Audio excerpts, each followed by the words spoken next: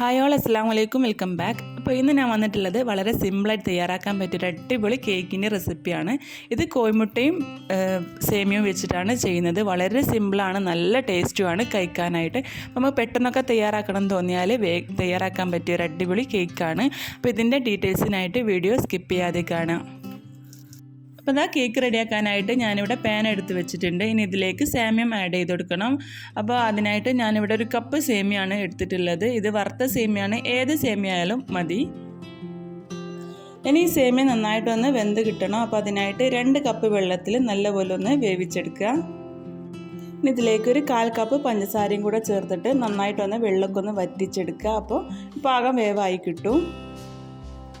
അപ്പോൾ വെള്ളമൊക്കെ വറ്റി സേമിയൊക്കെ നല്ലപോലെ വെന്ത് വന്നിട്ടുണ്ട്. അപ്പോൾ ഈ ഒരു പരിവാണ് ആവേണ്ടത്. ഇനി ഇതൊന്ന് മാറ്റി വെക്കാം.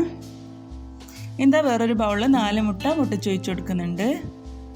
ഇനി ഇതിലേക്ക് 3 ഏലക്ക നല്ലപോലെ ചതച്ചെടുത്ത 3 ഏലക്ക ചേർത്ത് കൊടുക്കുന്നുണ്ട്. ഏലക്കപ്പൊടി ആയാലും മതി. പിന്നെ ഇതിലേക്ക് ഒരു 1/4 കപ്പ് പഞ്ചസാര ചേർത്ത് കൊടുക്കുക. മധുരമൊക്കെ നമ്മൾ ആവശ്യത്തിനനുസരിച്ച് ചേർത്ത് കൊടുത്താൽ മതി. ഇനി നന്നായിട്ടൊന്ന് മിക്സ് ചെയ്തെടുക്കുക. പിന്നെ ഇതിലേക്ക് ഒരു 1/4 കപ്പ് 2 വട്ടമായിട്ട് ഞാൻ പാലും കൂടെ ഒഴിച്ചു കൊടുക്കുന്നുണ്ട്. ഇനി നന്നായിട്ടൊന്ന് മിക്സ് ചെയ്തെടുക്കുക. ഇനി ഒരു മിക്സ് നമ്മൾ നേരത്തെ സേമിയ വേവിച്ച് വെച്ച ആ ഒരു കൂട്ടിലേക്ക് നമ്മൾ ഇത് ആഡ് ചെയ്ത് കൊടുക്കുക. എന്നിട്ട് കട്ടയൊന്നും ഇല്ലാതെ നല്ല രീതിയിൽ ഇങ്ങനെ ഇളക്കി, കട്ടയൊന്നുമില്ലാണ്ട് ഇളക്കി കൊടുക്കുക. ഇനി ഇതിൻ്റെ മധുരം ഒന്ന് ബാലൻസ് ചെയ്യാൻ വേണ്ടിയിട്ട് ഒരു നുള്ളുപ്പും കൂടെ ചേർത്ത് കൊടുത്തിട്ടാണ് നന്നായിട്ടൊന്ന് മിക്സ് ചെയ്തെടുക്കുന്നത്. അപ്പോൾ ഇത്രയും മതിയാവും. ഇനി ഇതിലേക്ക് നമുക്ക് കാഷ്യൂ നട്ട്സ് ഒക്കെ ഒന്ന് റോസ്റ്റ് ചെയ്തെടുക്കാനുണ്ട്. അപ്പോൾ അതിനായിട്ട് ഞാൻ വേറൊരു പാനിൽ കുറച്ച് നെയ്യ് ഒഴിച്ചു കൊടുത്തിട്ടുണ്ട്. അതിലൊന്ന് വറുത്തെടുക്കട്ടെ. അപ്പോൾ അത് റോസ്റ്റ് ചെയ്തെടുത്തിട്ടുണ്ട്. ഞാൻ വേറൊരു ബൗളിലേക്ക് മാറ്റുകയാണ്. ഈ ഒരു പാനിലേക്കാണ് നമ്മൾ നേരത്തെ ഉണ്ടാക്കി വെച്ച ഒരു മിക്സ് ഉണ്ടല്ലോ, അത് ആഡ് ചെയ്ത് കൊടുക്കേണ്ടത്. ഇനി ഈ ഒരു നെയ്യ് ഉണ്ടല്ലോ, ഈ ഒരു പാൻ്റെ സൈഡിൽ കൂടെ ഒക്കെ നന്നായിട്ടൊന്ന് ആക്കി കൊടുക്കുക. എന്നിട്ട് ഇതിലേക്ക് നമ്മുടെ ആ മിക്സ് ആഡ് ചെയ്ത് കൊടുക്കുന്നുണ്ട്. ഞാൻ റോസ്റ്റ് ചെയ്തെടുത്ത നട്ട്സൊക്കെ ഒന്ന് മുകളിലായിട്ട് വെച്ച് കൊടുക്കുന്നുണ്ട്. അപ്പോൾ നമ്മളെ കയ്യിൽ എന്താണോ ഉള്ളത്, ഇനി ബദാമായാലും എന്തായാലും മതിയാവും. ഇനി ഇതൊന്ന് അടിച്ച് വെച്ച് ഒരു 20 മിനിറ്റോളം ലോ ഫ്ലെയിമിൽ വെച്ചിട്ട് നല്ലപോലെ ഒന്ന് വേവിച്ചെടുക്കണം.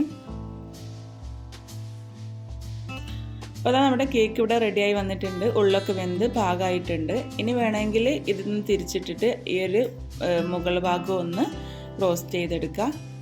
അപ്പോൾ അതിനായിട്ട് ഞാനിവിടെ ഒരു പാനിൽ കുറച്ച് നെയ്യ് തടവി എടുത്തിട്ടുണ്ട്. ഇനി ഇതിൻ്റെ മുകളിലായിട്ടൊന്ന് വെച്ച് കൊടുക്കുക. അപ്പോൾ ഈ ഒരു സമയം നമ്മൾ ഫ്ലെയിം ലോ ഫ്ലെയിമിലായിരിക്കണം, അല്ലെങ്കിൽ ഇതിൻ്റെ മുകൾ ഭാഗമുള്ള ആ നട്ട്സൊക്കെ ഉണ്ടല്ലോ അതൊക്കെ കരിഞ്ഞു പോവും. അപ്പോൾ അതും കൂടെ ശ്രദ്ധിക്കുക. ഇത് നമ്മളൊരു ഭംഗിക്ക് വേണ്ടിയിട്ടാണ് ചെയ്യുന്നതേ ഉള്ളൂ.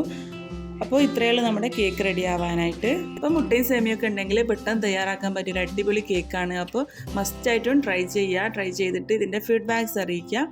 അപ്പോൾ വീഡിയോ ഇഷ്ടപ്പെട്ടെങ്കിൽ ലൈക്ക് ചെയ്യുക, ഷെയർ ചെയ്യുക. ഇതുപോലത്തെ വീഡിയോസിനായിട്ട് അമാൻ ചാനലിലേക്ക് സബ്സ്ക്രൈബ് ചെയ്യുക. Thanks for watching. ബൈ.